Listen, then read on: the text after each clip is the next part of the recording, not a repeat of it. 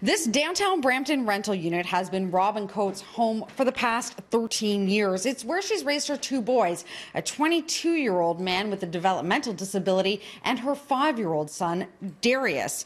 Now, she doesn't throw wild parties and she has always paid her rent on time. Yet this year alone, she's received 2 eviction notices. Now, the first one she fought and she won, and the other one is coming up next week. But in this case, it's because the owners say they need this specific unit for their parents. So in March, the adjudicator ruled that we got to stay. We were relieved of the eviction. There's Section 83 in the landlord-tenant law that states that the adjudicator can use their discretion. So in our case, factors that would be considered would be long-term tenancy, which we are, if the tenant has a disability, which Josh has, and if there's also young children in the home, which there is with my other son. But now she has to go back to court to fight the very same challenge. An N12 eviction notice is one for personal use, so landlords can issue it if they or a family member needs to move into the unit.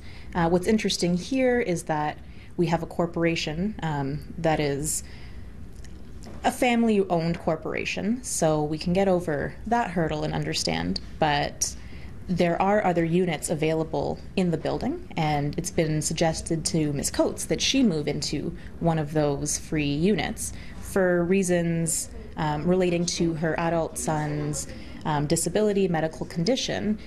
She actually wants to stay in her unit, and it's not clear to any of us why the parents can't move into one of the other available units. Now, we did try to clear that up by reaching out to the landlord's lawyer. We did so by phone, we did so by email, but they haven't responded. But the Metro Tenants Association say this is actually a fairly common practice by landlords trying to jack up rental rates. And in Robin's case, some of her neighbors are paying more than $550 more than her each month. Seeing this more and more, sleazy landlords just trying to do anything to get a tenant out to jack the rent up, even though they're not supposed to be doing that. Now, Robin's hearing is scheduled for Thursday, and I just want to reiterate that we have not heard back from the owners or their representatives.